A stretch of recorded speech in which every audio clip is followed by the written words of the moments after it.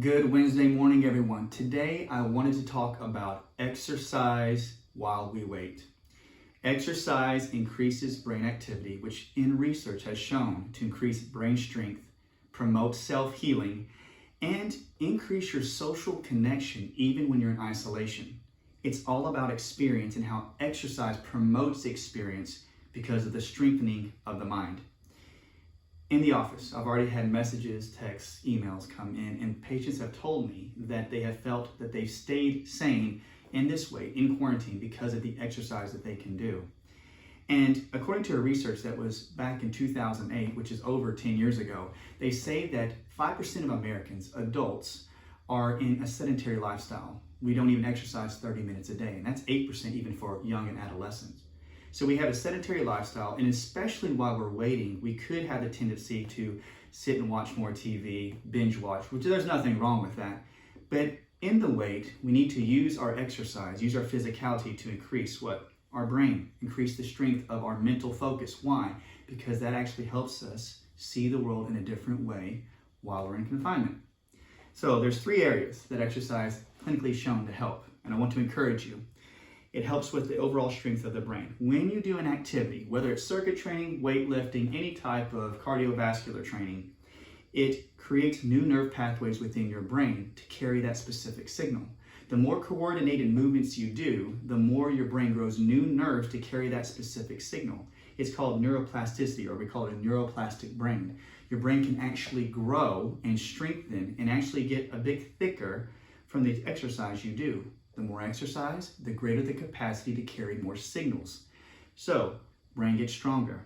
The next aspect is mental health. Now, when you exercise and you're creating new nerve pathways, you are creating a pathway from the prefrontal cortex, which is the executive portion of your brain, to actually analyze, make good decisions, have critical thinking, intentional thought, and you're connecting that to your body.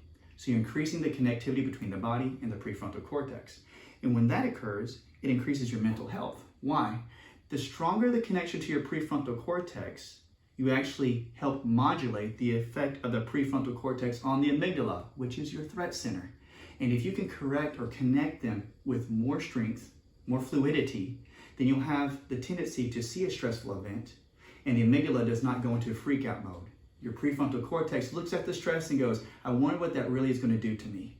And then you tell your amygdala, calm down, which then does what? Decrease cortisol, decrease fight or flight, and actually helps with mental health because you're growing your brain, and this then turns on another aspect, the BDNF, brain-derived neurotrophic factor. You actually create more proteins when you exercise, and that actually helps your nerves grow more and your brain tissue to expand. You can handle stress better when you exercise, so you don't feel so fearful. That's the nerd experience I just told you about. Okay, now we're going into the social connection. It's all about experience, guys. When we're in confinement, we're isolated, the one thing we need is connection. When you exercise, it actually helps increase. This is what scientists are a bit in discussion about this, but when you increase your prefrontal cortex, a phone call, a video chat, even a thought about someone else can be experienced in a more amplified way because you've increased all the rewiring in your brain.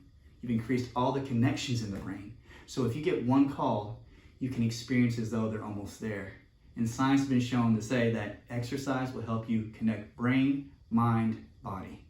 So the more you exercise, the better your social connection, even if it's from a distance. You experience it in a different way. You start to see your reality in a different way. So guys, 30 minutes a day. Choose the exercise you like. I'll probably go over some body type exercises that are best for you, but I wanted to go over this simple rule, 30 minutes a day. Choose the exercise you want. It's that simple. I love y'all. Let's stay connected. Let's stay encouraged. Be good. See ya.